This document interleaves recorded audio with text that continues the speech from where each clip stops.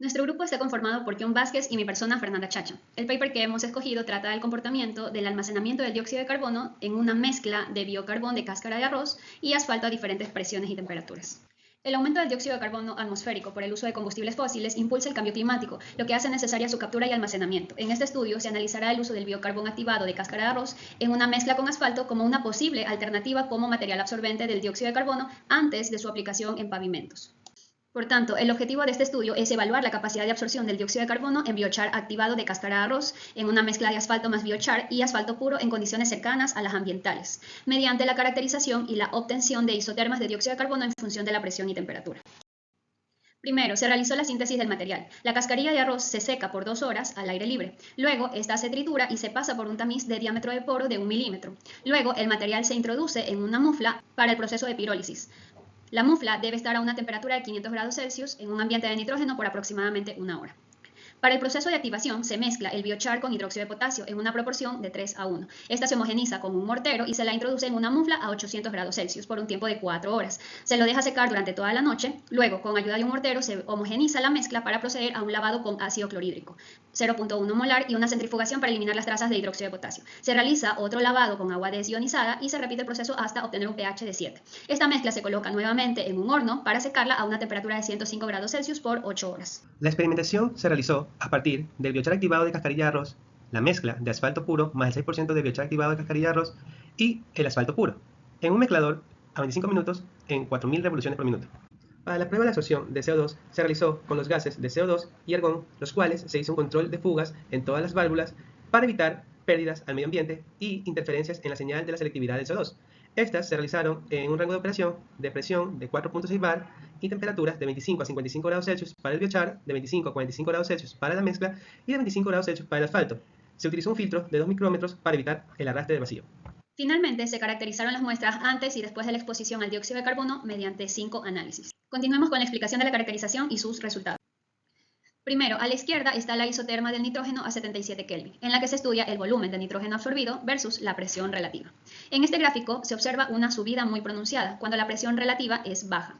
Esto es en aproximadamente 0.1. Ahora, este golpe inicial que vemos es el llenado de los microporos. Luego, entre 0.1 a 0.8, la curva crece más suavemente por formación de monocapas y multicapas, y hacia la zona alta aparece la histéresis, que es una señal de condensación capilar en mesoporos. Esta tendencia es la huella digital de un material micromesoporoso. Por otro lado, la gráfica de la derecha me muestra la distribución del diámetro de poro en nanómetros. Aquí se observa un pico alrededor de 2 nanómetros, lo cual confirma que hay una fracción importante de mesoporos. En la tabla 1 podemos ver que el biochar tiene una alta superficie disponible y un diámetro de poro de 0.34 nanómetros, y lo que lo hace ideal para absorber el dióxido de carbono con un diámetro molecular de aproximadamente 0.33 nanómetros.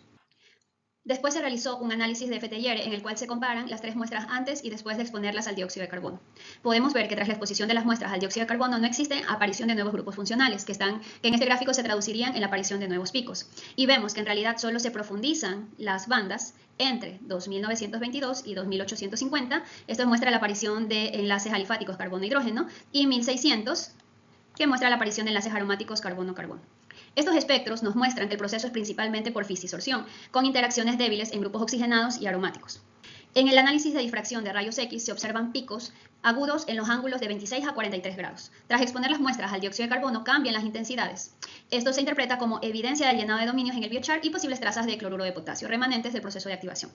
El análisis de las muestras de asfalto puro muestran una interacción en menor medida alrededor de 20 a 40 grados, pero esto corresponde a componentes semicristalinos del propio asfalto, mientras que en la mezcla de asfalto y biochar se visualiza un aumento de intensidad más notable después de la exposición al dióxido de carbono. Esto evidencia que la absorción es preferentemente en las partículas de biochar.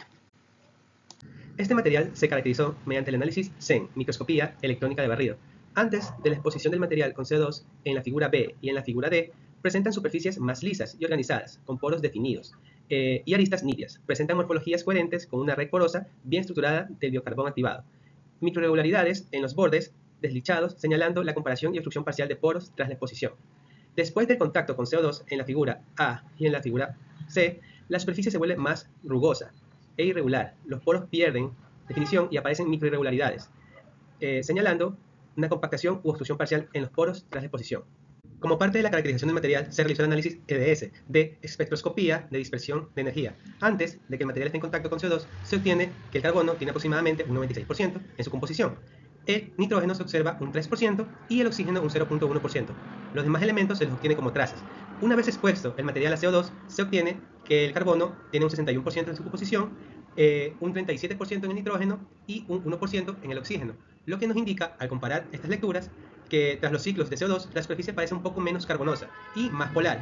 El análisis sugiere un ajuste en la química debido a un aumento del porcentaje de nitrógeno y el porcentaje de oxígeno, que nos dice que el CO2 baja, el nitrógeno y el oxígeno aumentan. El análisis termogravimétrico del biochar activado indica que en un rango de 100 a 200 grados Celsius se observa la evaporación de humedad física absorbida y los compuestos orgánicos volátiles que representan entre el 5 al 10%. En el rango de 200 a 600 grados Celsius indica la descomposición de componentes de carbono menos estables. Y en un rango de 600 a 1000 se observa una disminución gradual del porcentaje de la masa de carbono.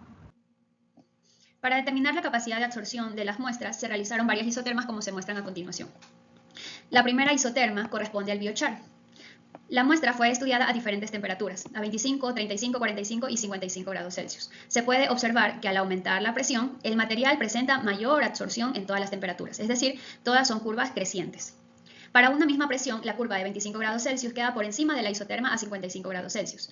Es decir, aproximadamente a una presión de 4.6 bar, la capacidad cae de 0.808 a 0.460, es decir, 43% menos. Por lo tanto, muestra que a mayor temperatura, menor absorción. La segunda gráfica corresponde a la mezcla de asfalto y biochar. Las tres curvas crecen casi linealmente. Esto indica que a mayor presión existe mayor carga de dióxido de carbono. Podemos ver en esta tabla que a una misma presión de 4.6 bar, la capacidad de absorción para cada una de ellas es diferente. Y podemos ver que la carga máxima existe a 25 grados Celsius, reportando un valor de 0.13 gramos de dióxido de carbono por gramo del material. Por último, en esta gráfica se muestra el comportamiento del asfalto versus la mezcla del asfalto y biochar a una temperatura constante de 25 grados Celsius. Podemos ver que la curva amarilla, que corresponde a la mezcla, presenta un incremento del 51.3% de absorción del dióxido de carbono versus el asfalto puro, es decir, 0.13 gramos de dióxido de carbono para la mezcla, a diferencia del asfalto puro que absorbió 0.6062 gramos de dióxido de carbono.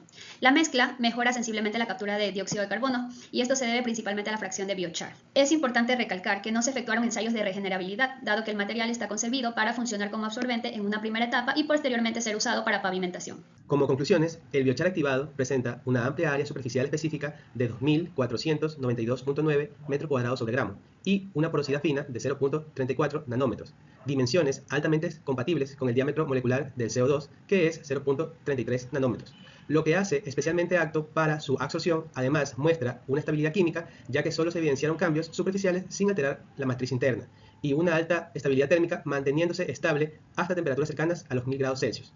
Las isotermas muestran que la absorción del CO2 en todas las muestras aumentó al incrementar la presión y reducir la temperatura. De las tres muestras analizadas, el biochar presentó una mejor absorción de CO2, de 0.808 gramos de CO2 sobre gramos del absorbente, a una presión de 4.6 bar y 25 grados Celsius. La mezcla de asfalto con biochar mostró una mayor retención de CO2 frente al asfalto puro, manteniendo e incluso mejorando las propiedades del material dentro del requisito de pavimentación. Muchas gracias por su atención.